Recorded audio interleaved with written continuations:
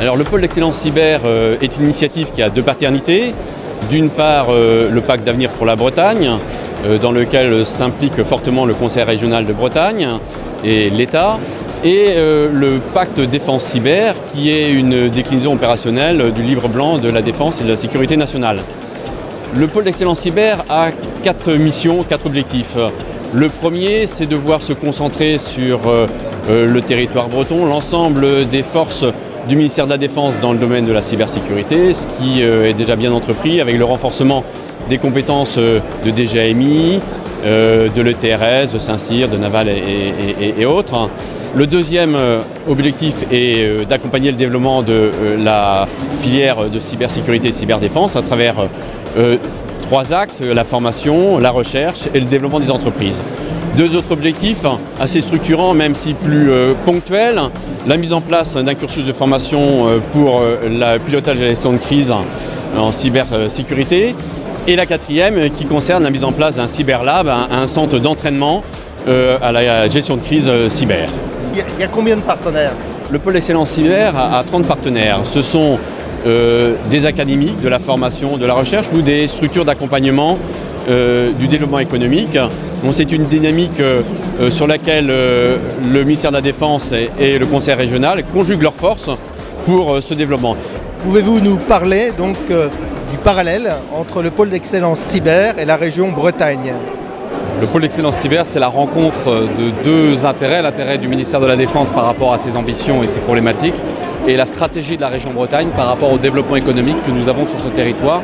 Stratégie de développement économique qui s'appuie notamment sur le numérique et qui a défini la cyberdéfense comme cybersécurité, comme étant un des atouts pour demain et une des filières sur lesquelles nous devons investir demain. Cela passe par un travail sur la formation, un travail sur l'ensemble du monde universitaire et du monde de l'innovation, et enfin un accompagnement de nos PME, de nos entreprises, en s'appuyant aussi sur les grands groupes qui sont historiquement présents en Bretagne, Alcatel, Thales, Orange, etc., pour développer des solutions pour les entreprises comme pour le monde de la défense et pour créer de l'emploi et de la richesse sur ce territoire qu'est la Bretagne. Donc nous nous adressons aujourd'hui aux grandes entreprises fournisseurs de services, typiquement les opérateurs télécoms, les organismes de crédit, qui ont nécessité d'enregistrer des clients avant de leur fournir un contrat.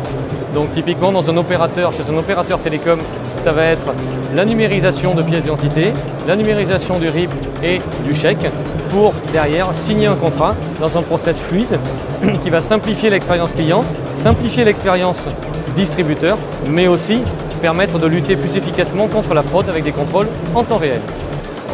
On adresse une problématique qui est assez transverse, donc on a des clients d'abord de toute taille et de tout secteur.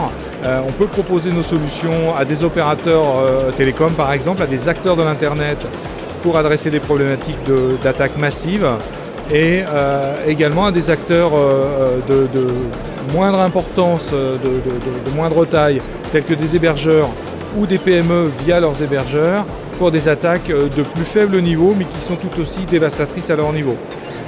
En ce qui concerne les secteurs d'activité, je dirais que tout le monde est concerné parce que tout le monde peut un jour être victime d'un blocage, soit de son système d'information complet, soit éventuellement de son site web, d'un site marchand, ou même d'un site informationnel.